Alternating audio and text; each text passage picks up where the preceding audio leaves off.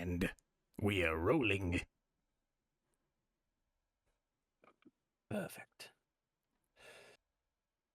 So, we begin with you in bed.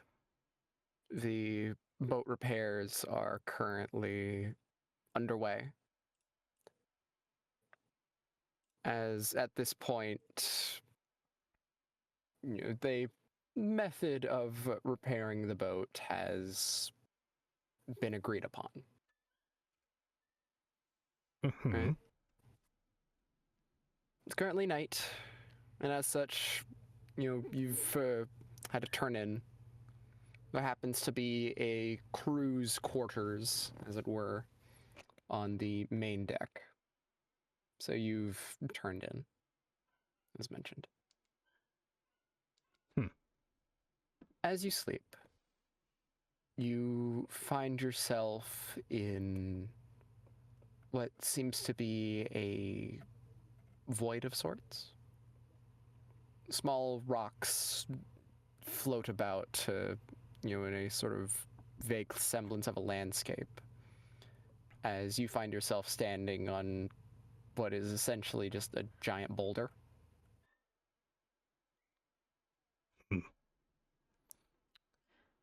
Higher up on one of these other rocks, you can see that of the cloak that had granted you the glove. Currently just sitting there looking down at you.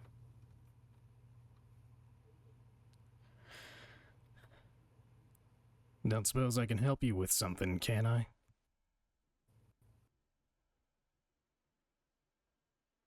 The cloak makes a few motions like it's laughing, but you can't hear anything. As it just kind of slides off of its rock and gently glides towards you before closing itself up as a hand emerges from within it. Kind of motions up to where a head should be and kind of makes a motion like it's maybe scratching a chin, maybe? Or just holding a head in place. As the cloak kind of motions as it looks like it's getting a good look at you.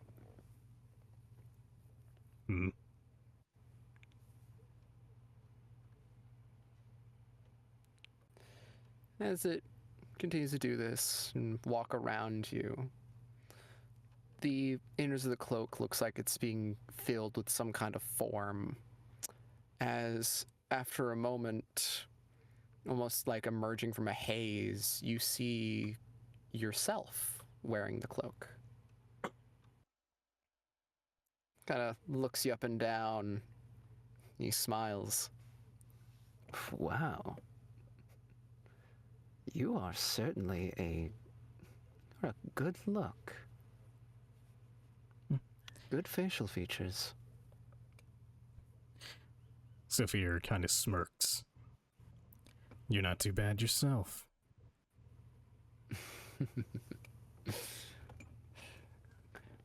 I mean, I'd say I have good taste. Now, I believe that you were the one who had received a gift. As they look down to your hand. You could say that.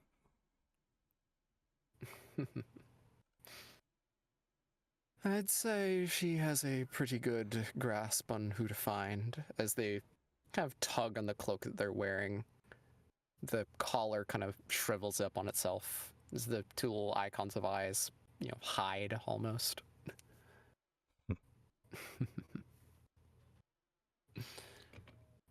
Don't worry, she's shy. Certainly seems like it. To what do I owe this pleasure?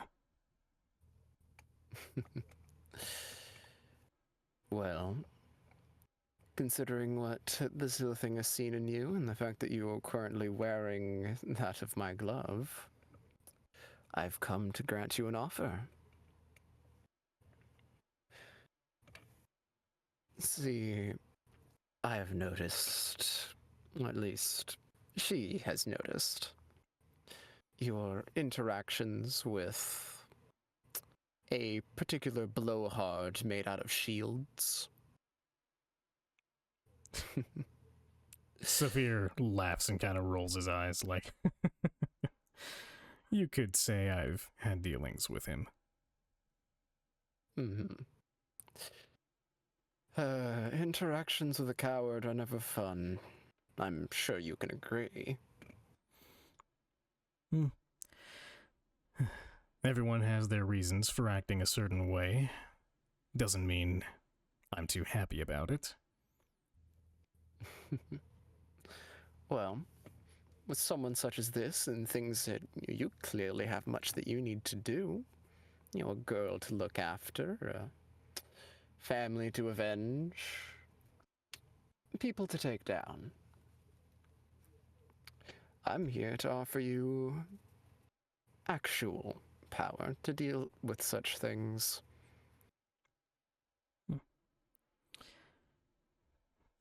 An interesting proposition, but power always comes with a price. So how about you name your terms? Quick and to the point. You treat me like that of some evil force, and well, it is partially true. I'm more interested in the business of this all. So, as such, I was already planning on stating. Currently, you already wield the glove, and as such, you have already paid somewhat of a price. I will say that if you ever do take off that glove, your health is going to suffer greatly. Guess that explains why, after I got past the initial pain, I just felt stronger, hardier, so to speak. The soul is lined up with your inner being. That glove is as much a part of you as you are to it. Think of it like a secondary heart that also happens to have spikes made of adamantine along its surface. Well, that's a hell of a heart now, isn't it? I mean, most mortals tend to think so. But past that, if you are to accept my power, two things. One, I can tell you right now, whether intentional or not, your god is not going to take kindly to you taking dealings with me. Well, he can die mad about it for all I care. He gave me a mission, and I was going to stand by that no matter what he said. It's always funny how these gods give people these grand quests, even though they were already planning on doing such things. You'd think that they would find someone who has yet to think of such things, you know? I don't see why he felt the need to instruct me to look after somebody I was already doing so with. Exactly. It's redundant.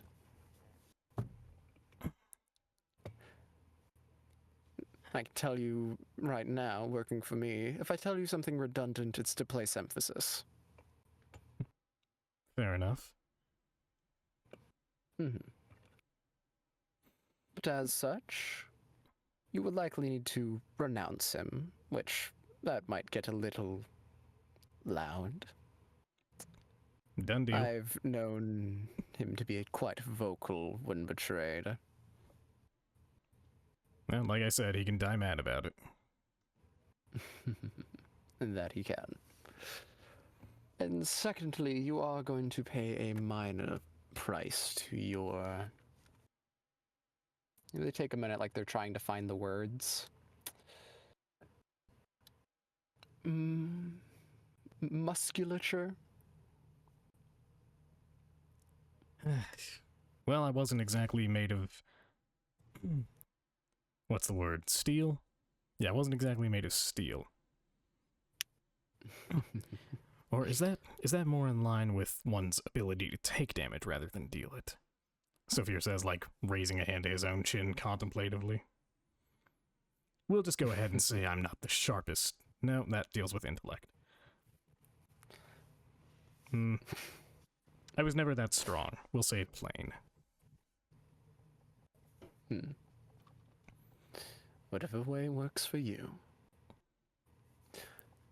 But as such, I believe I have stated my terms, though do know that I will make a request from time to time, because I do believe we share a common enemy. You might have to be a bit more specific with that. I've met a good number of people that I'd consider an enemy at this point, but there's only one of note that I can think of. Yourself gives a smirk as he kind of leans towards you. I believe you've grown acquainted with a archdevil by the name of Gorith.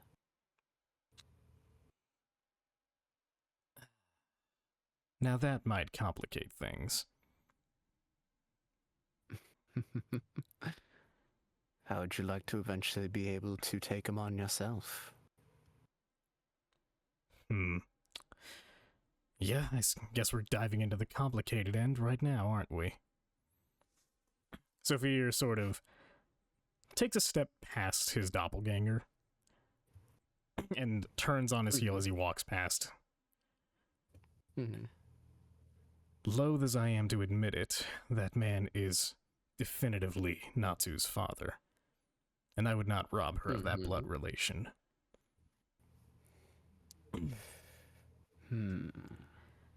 Well then, how about imprisoning? Imprisonment is still an option. He gets to live, Natsu gets to retain that of their parental figure. Or, you could simply make Natsu realize that her father is a backstabbing, devil who has no care for his own child. And fill in that void yourself. Call me crazy, but I feel like if I was capable of convincing her of that, I'd have done so by now. The fact that I can't interact with him whenever he's actually around her just limits my ability to actually talk sense to her. Especially since he enables her more destructive tendencies. As long as she's got that urge, that need to destroy, to be unleashed. I don't think she'll ever see things my way. Well then, have you tried rethinking your strategy? What if you tried allowing her destructive tendencies to go, but instead directing it? Pointing it in a direction that would be more fortuitous for your cause? Sofir kind of looks down. I've certainly tried. She has something of a fixation when it comes to her destructive side. If she can't destroy, kill, or otherwise maim a specific thing whenever it shows up, she doesn't want to do it to anything else. Redirecting that urge is troublesome, at best.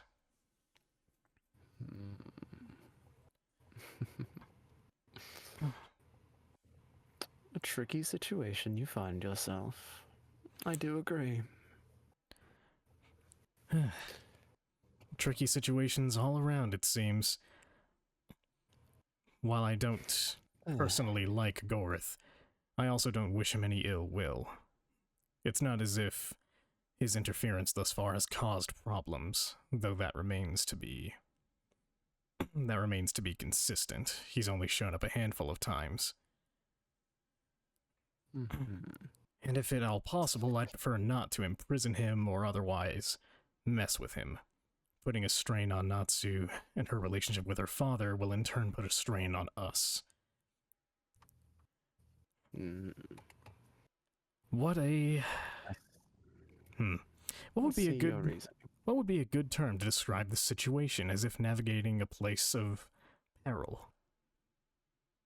I can't think of one.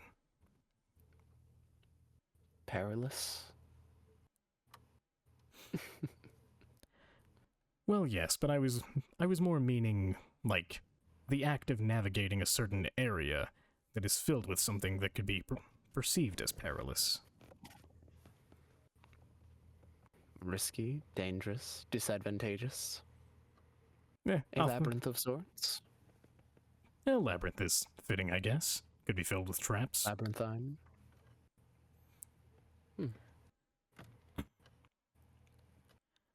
But either way, whatever your vendetta against Gorith, I'm not certain if using me as a proxy to fight this battle is a wise one. Oh, please. It'd simply be an extra thing to consider. Not a end-all reward for me and you by proxy if things happen to change in the future. Hmm. Just letting you know that the option is now there. I'll keep it in mind if it ever becomes relevant again.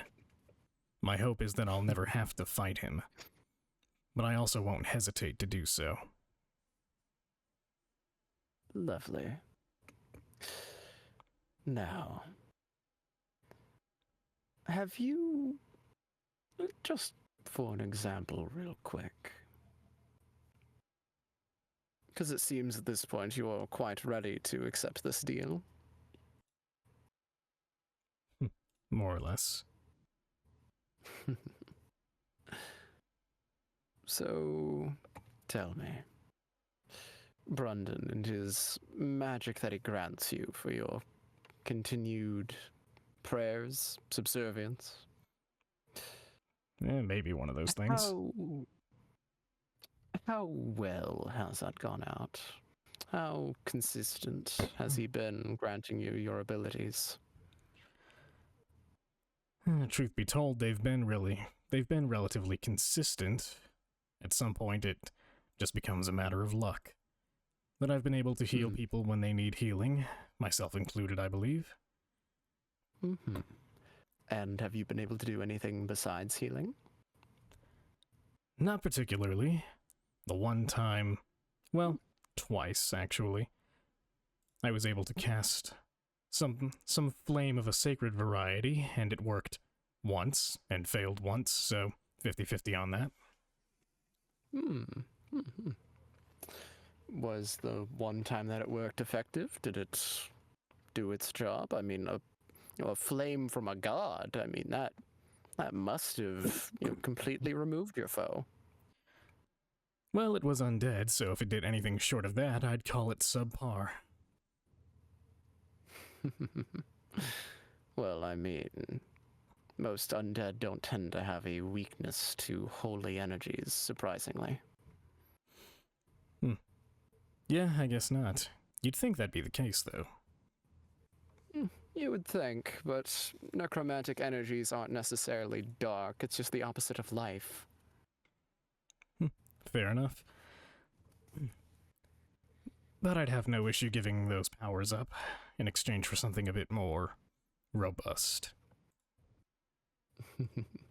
Tell you what. Just help sweeten your deal. When you go and renounce Brundon, give your prayers to me. I'm sure I can at least give you some semblance of what you used to be able to do. Better than nothing, I suppose. Excellent. Now, as your doppelganger takes a step back, offering a hand, this one decidedly not wearing a glove. Shall we make it official? Sofir shrugs, goes in for a handshake.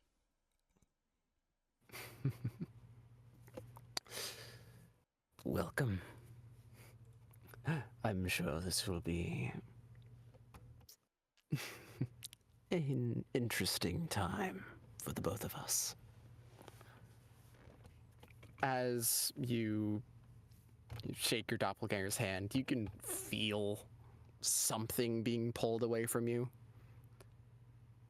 As you begin to feel a bit more tired than you usually would, a bit more fatigued. As you see your arm looks a bit skinnier than you remember. It was immediate, wasn't it?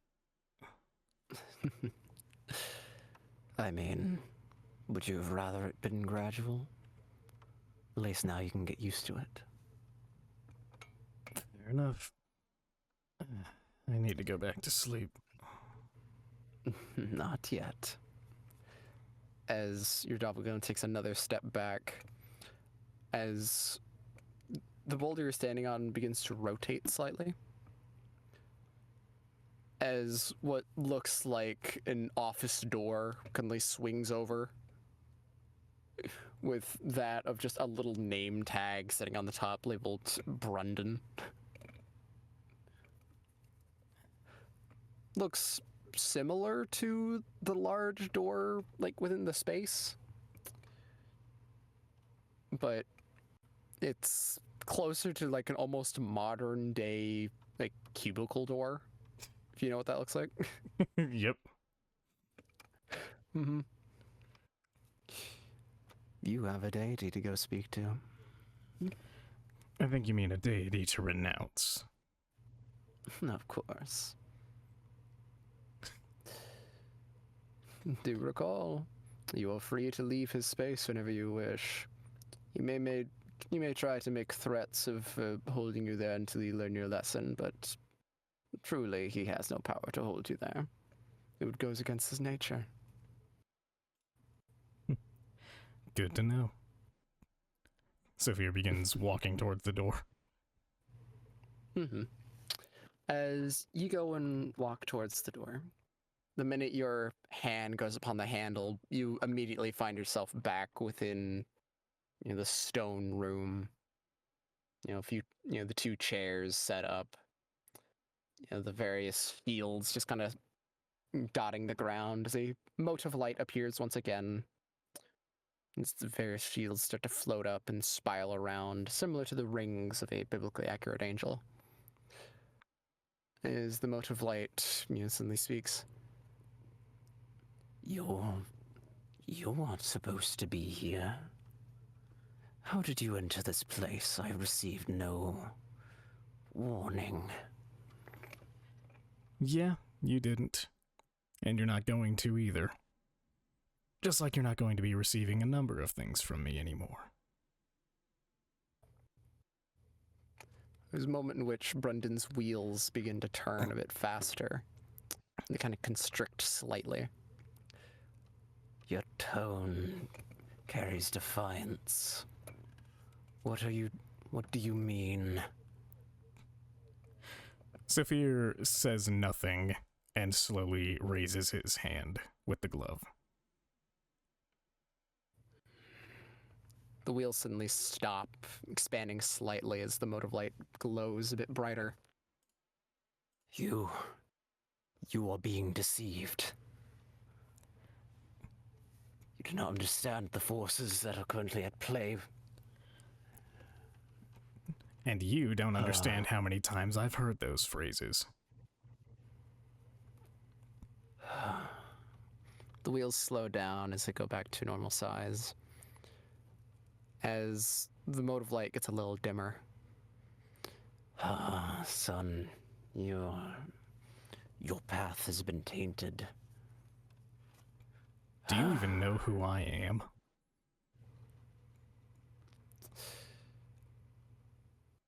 There's a moment in which, like, Brundon's wheels keep turning, but there is no response. No answer? Then allow me to educate you. I am Sofir Leone. My path was tainted the second my family was taken from me, and I was imprisoned by bastards who would see me as a plaything. My path was tainted whenever I painted their dungeon walls and steps with their very blood. My path was tainted when I smiled in delight as I took their lives from them. Now all I can do is keep walking it as best I can. Sofir lowers the gloved hand.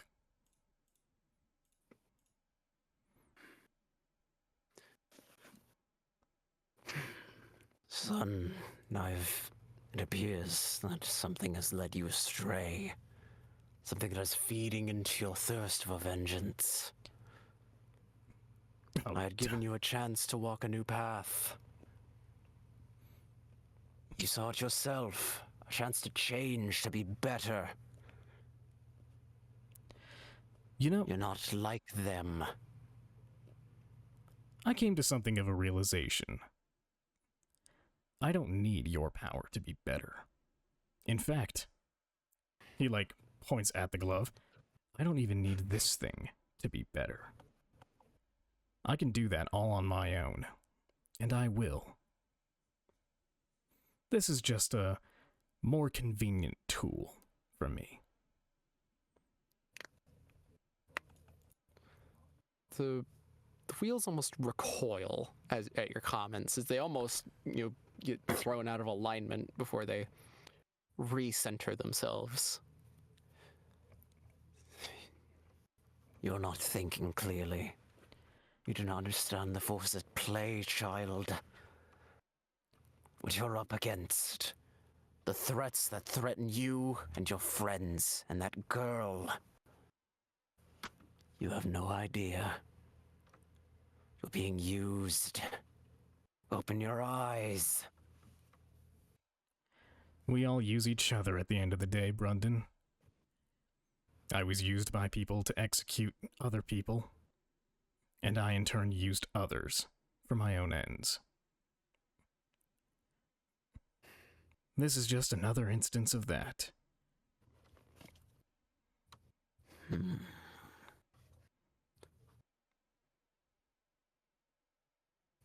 So, you wish to throw away my teachings, my ways, to forgo protection, and instead embrace what? Destruction? Devastation? Manipulation? What path do you choose to believe it to be better than mine? The one I lay out for myself.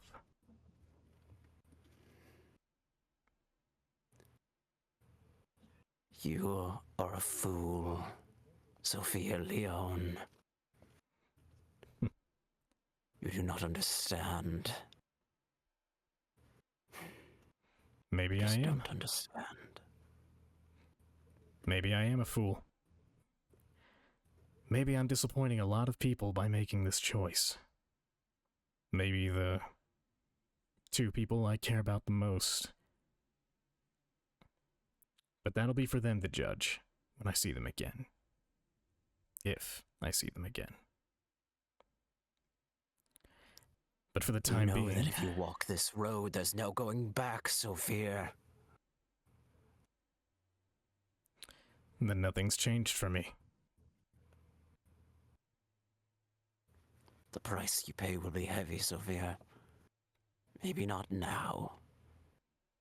Maybe not even later. But eventually, the price you pay working with them. As the wheels almost shake and the shields clatter against each other violently. You will pay a price that you will not be able to afford. Well, then it sounds like that won't be your problem, now will it? I mean, after all, if this power ends up not being all it's cracked up to be, then I'll discard it, like I'm discarding you. There's a moment in which the wheels stop turning. as Brendan's little mote of light begins to glow brighter and brighter.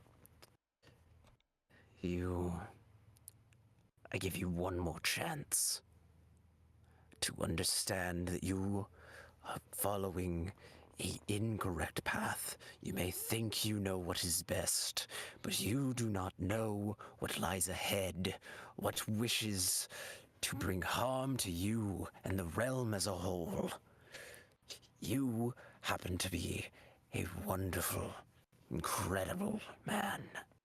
Something that could serve as a shield to those who need it. Do you not see that? The wheels begin to spin almost violently. You know something? I don't care for how you perceive me, because you don't know me. Sofir, takes a step forward.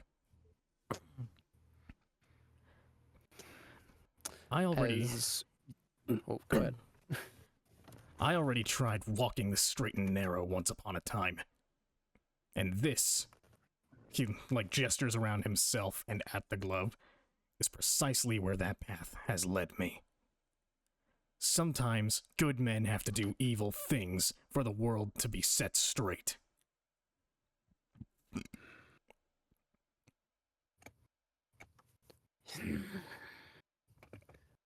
The wheels continue to spin as Brunden's form lurches towards you.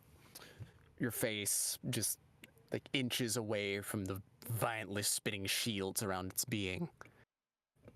You do not understand that what you're choosing to do will only make the world a darker place. You want things to change? You do not conform to the status quo of the darkness that pervades your world. Currently, you are blind, Sofir.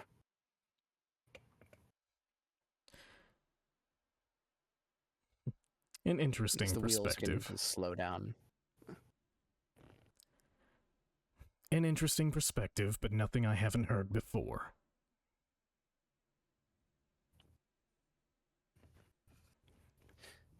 As this happens, Brendan kind of floats back to their usual spot in the center of the room. As you hear the clanking of metal and see several shields form up in front of the exit door.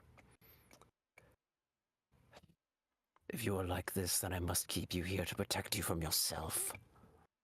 I cannot let you return to your waking body. See, I'd believe you if it weren't for the fact that you're so magnanimous, oh great protector. Sofir turns and begins walking to the door. As you begin walking, you can... The shields that surround Brunton kind of stutter almost for a moment.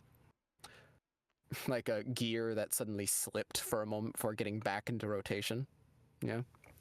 Mm-hmm. What do you think you're doing? I have locked the door. There's no way you're getting out till you learn your lesson. Oh, well, isn't that a shame? If I can't leave willingly, then I'll do like I did when I was imprisoned by those corrupt guards. I'll use every ounce of my power to tear my way out of here. Is that really what you want? There's a moment in which you can tell that whatever your doppelganger said is true, as even without a face, you can tell that Brundan is torn. As it seems that your doppelganger was correct, that trying to force you to be imprisoned here goes against his nature. As the wheels almost slow down for a minute as Brundan's light dims, as the wall of shields just suddenly collapses and clatters against the floor. Exit now available for you to go through. Sofir will begin reaching towards the door. And as he does, he'll stop short, turn around with a smirk, and say, "Look at the bright side. Assuming you're correct about everything you just said, you can laugh at me when I finally kick it."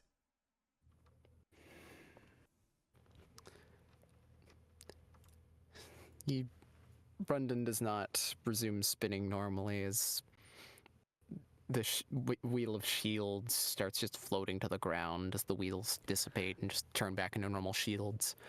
As the mote of light begins to fade away and you just hear, "Then your world is doomed, and I have failed." As the mote of light disappears. "See you when I'm dead, Brendan." And Sofir places his hand on the door. As you place your hand on the door, you find yourself standing back within that void, though this time things are slightly different.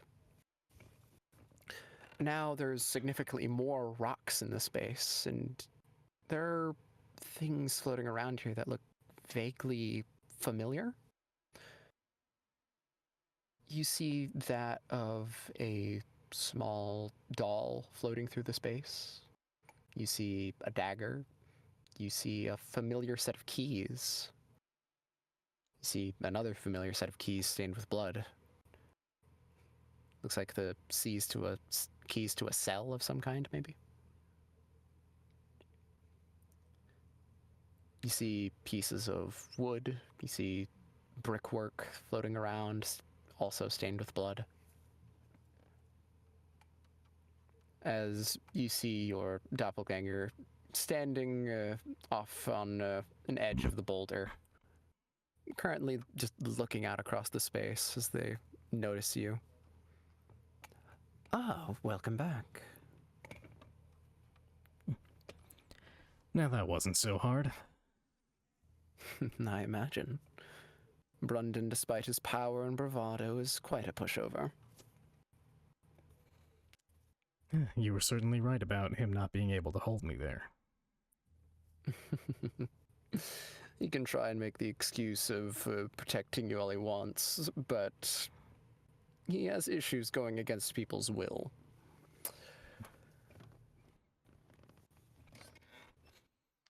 I mean, you can try and make an excuse of protecting someone by holding them against their will, but Brendan doesn't see that as true protection. So what kind of god does that make him for not even exemplifying his own trait? Too right.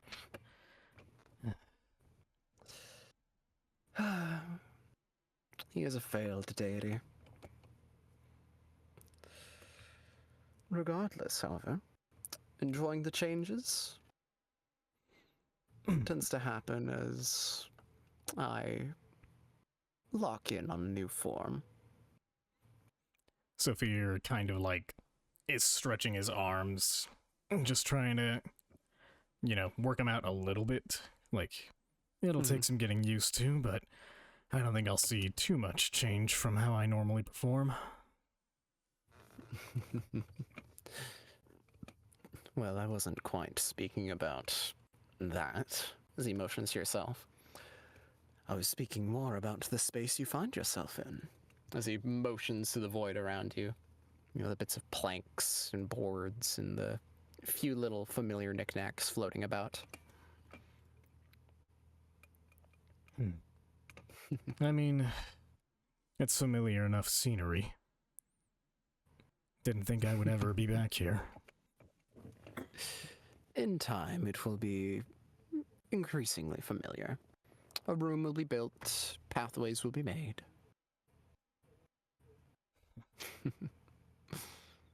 It'll be a fine meeting place for the two of us. Mayhaps. Now, to give you some incentive. As you work for me, and if you complete some tasks that I grant you along the way, Now, I promise you I will not go and take away your powers, please. That's... I have no interest in forcing you to do anything. Mutual benefit, right? Something for something?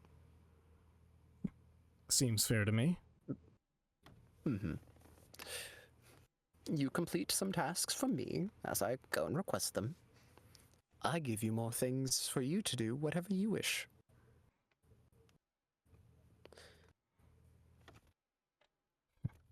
Sound fair?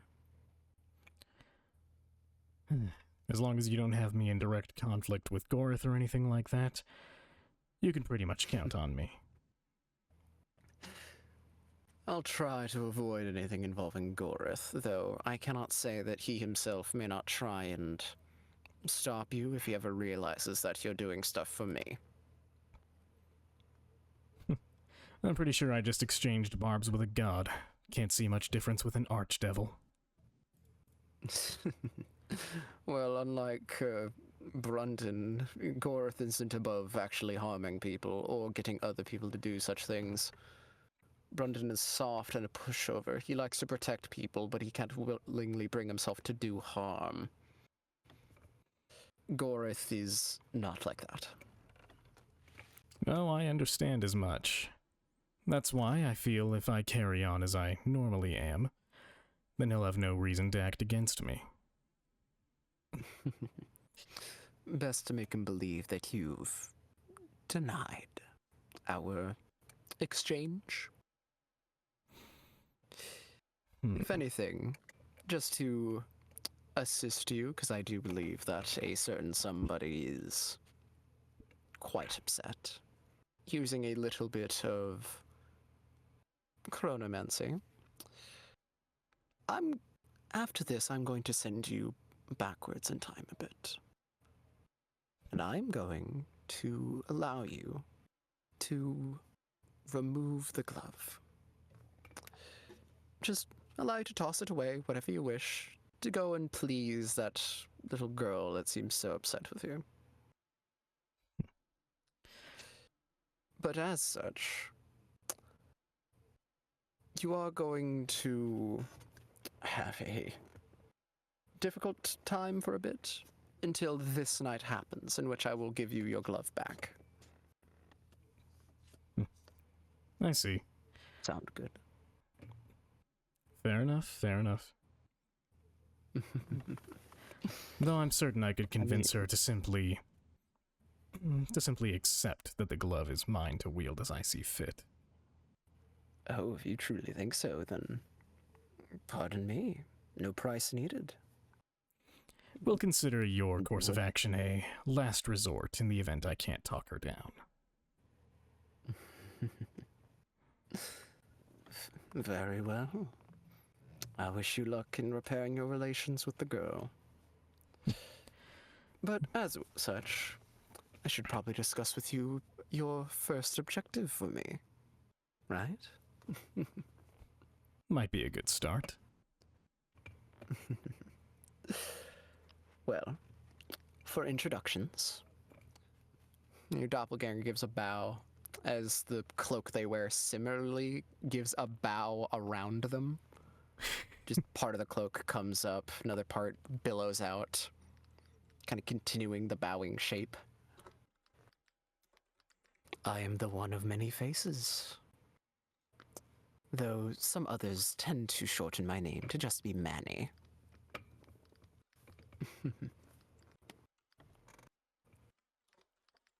You two referred to as Manny. Mm-hmm. And something that I quite enjoy, almost crave, is identities. I rather love to gain the looks, appearances, and general behaviors of various people. I have an end goal to eventually be able to encompass anyone and anything, but that is something that is going to be going on until the end of time. I see. So what? You want me to bring you people? I wish to have identities. It doesn't necessarily have to be a person. Could just be a picture of them. Note behaviors that they have. Anything that really tells you who that person is. Now, for your first goal, I just need, we'll say, the general looks and behaviors of 3 people. Something basic. But as time goes on, I am going to request more intricate details, inner thoughts, private thoughts. Are we at an understanding? For the time being, you could say that. Well, good. We'll keep this basic, considering you are the roguish type. How about having a financial reward for your first objective?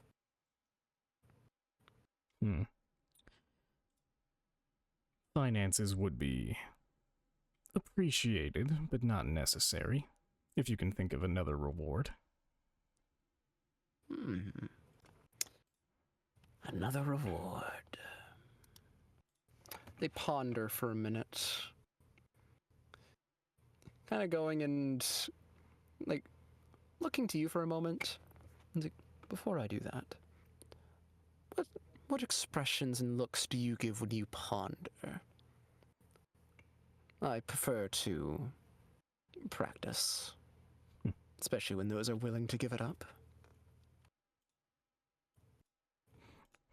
Sofir kind of smirks and says, "What, looking to replace me one day?"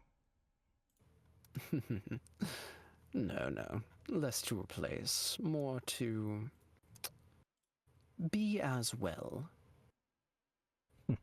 After all, I wish to be all things, right? Fair enough. Sofir says, and he sort of puts on a quizzical look and brings his hand to, like, he brings his right hand to, like, rest the palm against his chin and places his hand against his cheek. And then he sort of transitions it to having his index and thumb across his chin in the same position. And then he sort of puts his arms behind his head, almost like he's reclining. And all the while, he just looks lost in thought. As he observes you, Manny replicates your poses and looks. He even starts doing, like, the very slow pacing that you do, like, without you even showing it. It's like, oh, I see.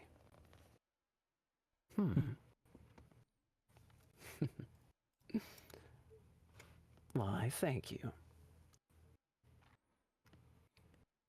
It's no trouble. Now let's see. He ponders for a minute, trying to think of some other reward that he could grant you.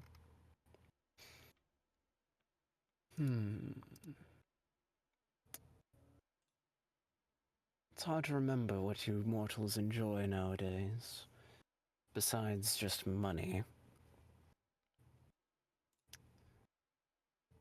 After another moment pondering, he has a bit of a realization. Like, actually, you all like magic things, don't you? Some of us certainly have an affinity for them. And I'm no exception. I see. Yes, you do have that ring upon your finger. Makes sense. Continues to ponder for a minute.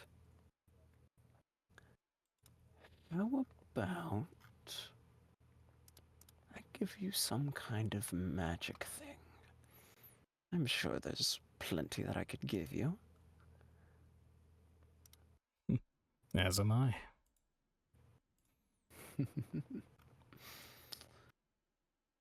Let's see. What does your ring currently do for you? Oh, nothing fancy. It just makes me a more adept athlete in the water. I see. Continues to ponder and putting their arms behind their head, idly pacing. There's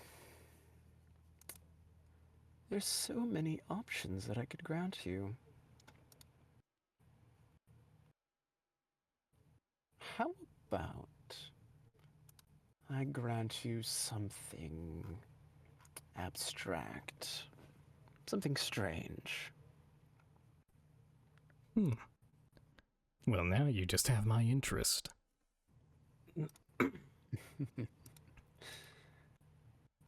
Let's say I give you something that, well, actually, Begin to ponder a bit more. you have other things, don't you? Other magical things beyond just the ring upon your finger.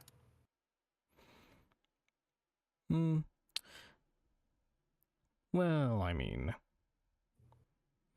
I do have. He like. Does he have the scroll case that he got from, the ship? Yeah, you would have the scroll case with you.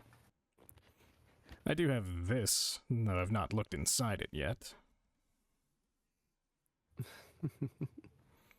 I can only imagine that's what you'd be talking about in this context, considering you already know about the ring and nothing else on me should be magical. I mean, I wasn't exactly speaking about on your person, but the scroll case is interesting, albeit what is inside is not quite of the magical nature I was speaking of. Sofir thinks for a moment. Oh, you mean my sorcerer lineage?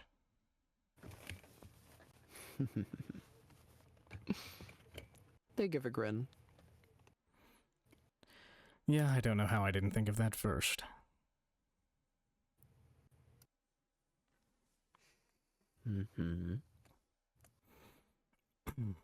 Where'd you get it from? What is the source of your power?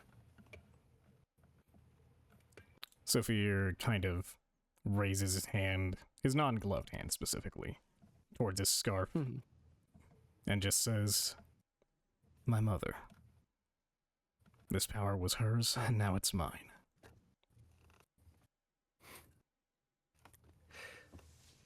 As you kind of do that, they tentatively reach up as a scarf kind of forms around their neck, just eerily like identical to your own, as they mimic your motions. Yes. A special thing, that. A very useful thing as well. I'm sure it has served you well. It has.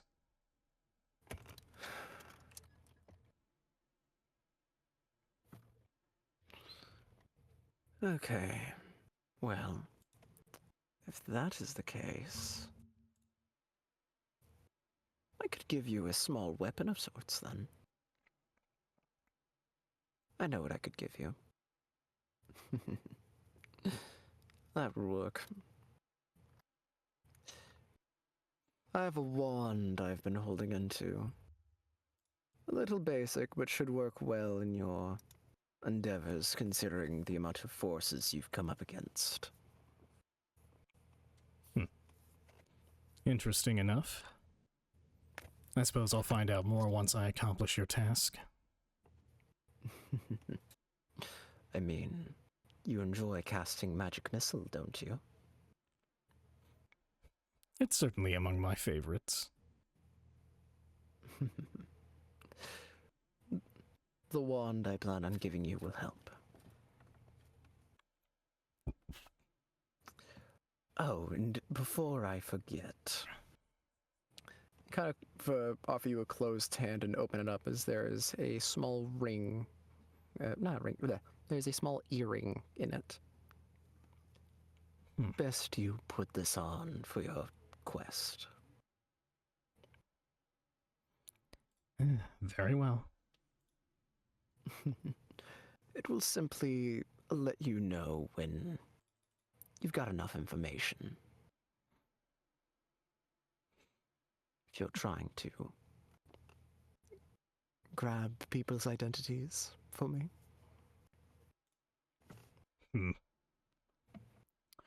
Would this be a custom item, or is there a specific one I'm adding? This is a custom item. Down the line, this may become an actual thing for you to have some fun with, but for now...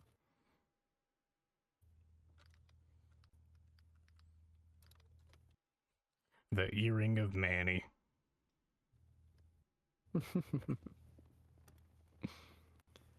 The earring of Manny!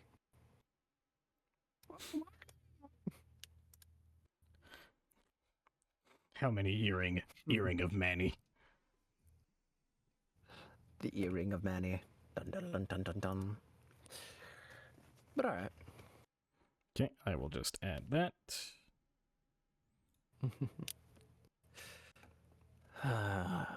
Wonderful. Now, with that all set up, are you ready to wake up? As ready as one can be.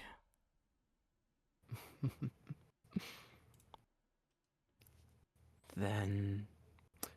And as Manny says this, they give a snap of their fingers as suddenly your eyes are open and you're staring at the roof of your cabin. And with that, we will end that here. Yay! I'm in debt to a devil! Yep, well, kind of. I'm gonna go ahead and stop the recording here. So thank y'all so much for watching, if indeed you have. Take care of yourselves and stay safe.